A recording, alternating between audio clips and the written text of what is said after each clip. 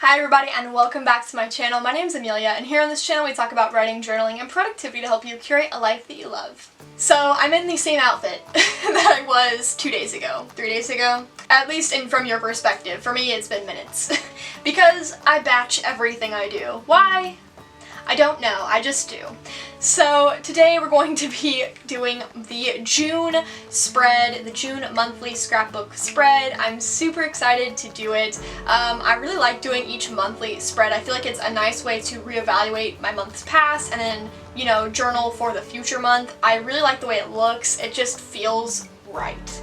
I used to journal in my actual journal about my month ahead and how I felt, all that stuff, but now I'm practicing gratitude and reflection in my scrapbook, which is so fun and I really like the way it looks. So before we get into this video, please be sure to give it a thumbs up if you like it, and don't forget to subscribe to my channel if you want to see more journaling and scrapbook content like this.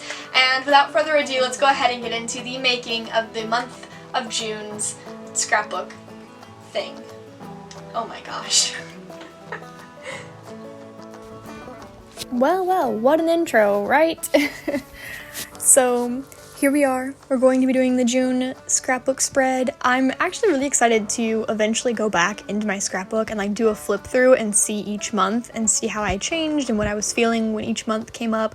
So that's one reason why I really love doing these. So starting out, we are using some scrapbook paper from that journal that I got. I've been trying to use it more and more since I have this journal, but honestly, not all the paper really suits the aesthetic I'm going for every time. So of course I still use Canva a lot when it comes to getting the right kind of scrapbook paper and such. On the side over here, I am writing out the word June in different types of calligraphy, just trying to figure out which one I like the best. If you guys know or have seen other videos I've made before, I've talked about how when it comes to calligraphy and pretty handwriting, I don't really have it. I don't know why, it's eh. So I started out doing it with a marker on this other page, just to kind of practice because, like I said, my calligraphy it's almost non-existent at this point. And then I'm using a pencil to kind of create the word on the other side. I'm also using my pencil to outline the place where I'm going to cut the paper because this is the first time that I've used a Dutch door in my scrapbook. I have used postcards, pictures, and other pages that I would tape down with washi tape or something to create the illusion of a flip tab or a secondary page, but I've never really done a Dutch door before. For those of you who don't know what a Dutch door is, it's basically where you kind of cut the paper in half, either vertically or horizontally, and so it creates a half page when you flip, and so that's kind of what I'm going for here, and I'm using my cutting mat and X-Acto knife to create the cut because it's not a straight cut. It's not straight vertical or horizontal cut. It's a little bit of a wave, but I thought it would be interesting and I was really excited to try it out. Looking back on it, I'm not entirely sure if I love it or not, but I will probably do more of these in the future. If you guys like Dutch doors, if you want to see more of this, please sure to leave a comment down below and let me know because I want to know your thoughts, how you think this went. I mean, personally, I do like it and I want to try it again later, but I feel like I could execute it a bit better next time. I don't know, maybe that's just because I'm really super critical right now. I don't know. So I'm using this, basically it's having 3 pages because it's having a half page on the front and back. So if you guys saw my May scrapbook spread, I had 4 pages for May, and so I obviously want a good amount of space for reflecting and planning for my month ahead and for the previous month. So there's that.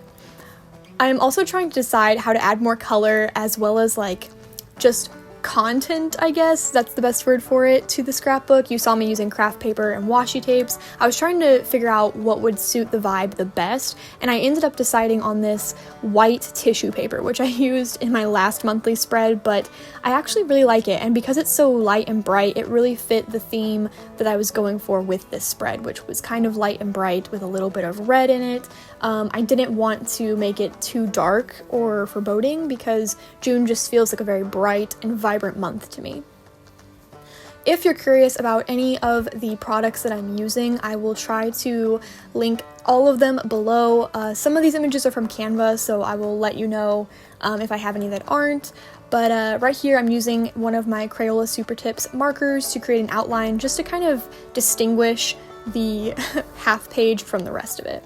I'm also using that same marker to create like a checkered like blanket pattern on this page. So I took an extra scrap sheet of paper and then I started making the checkered pattern because originally I was going to do it on the paper itself, but I was like, oh no, if it looks bad, if I mess it up, I don't want to have that permanently on my Dutch door paper. So I did it on a separate sheet and then I tore it and pasted it on the back where I wanted it to go originally. And I think that that's a really safe way to go about it when you try something new, when you try a doodle but you're unsure if it will work or if it won't.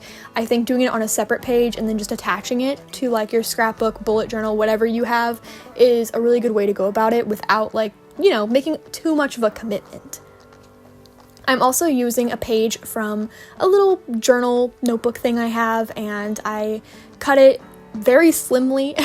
It has the date and then it has like a bunch of lines, and I thought that would be perfect to, you know, just kind of use it as a space for writing.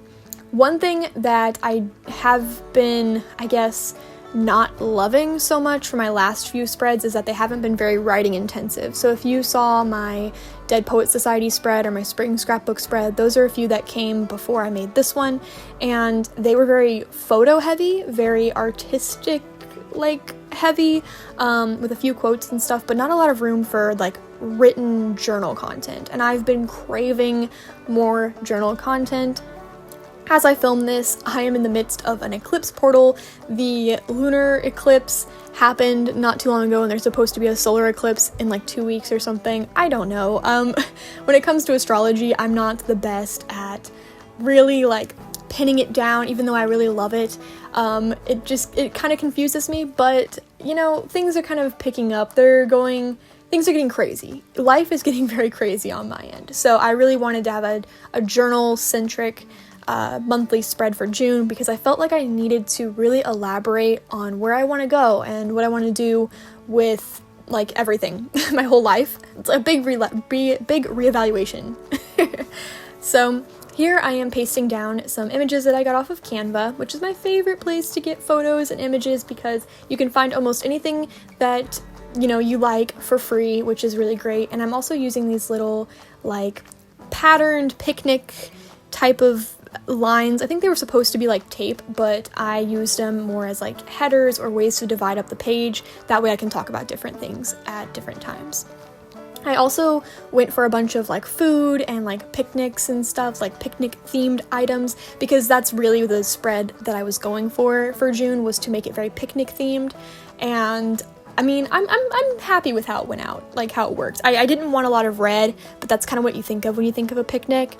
And I did have bigger and better plans for this spread that didn't actually come through, but I'm really happy with how it turned out. And I'm really glad that I had the opportunity to journal more extensively this month because I feel like it allows me to have a better grasp of what's going on, how I feel, stuff like that.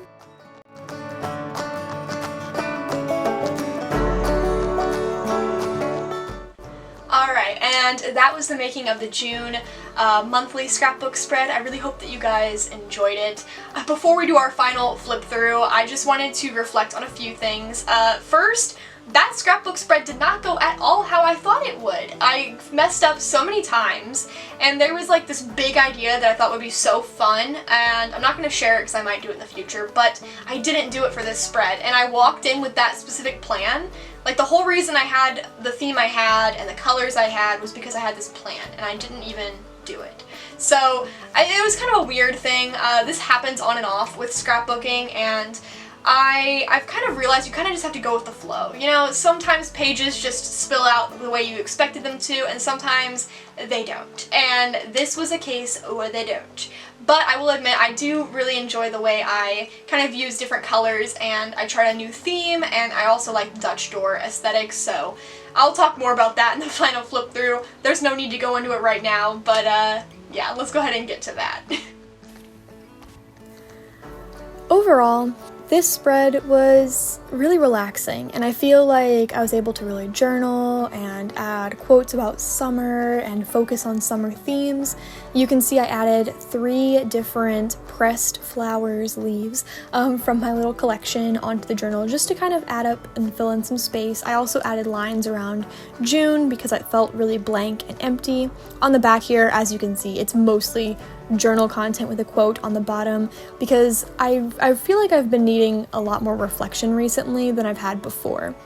I'm really happy with the neutral tones and the pops of red and pink. I think that they're very sweet and very summery, and I also love all the yellow that I added as well within the photos and Canva images. It feels very picnicky to me, and I'm really happy with it.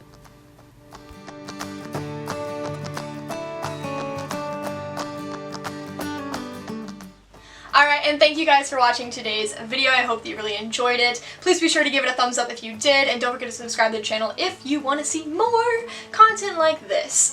So anyway, without further ado, I will catch you later.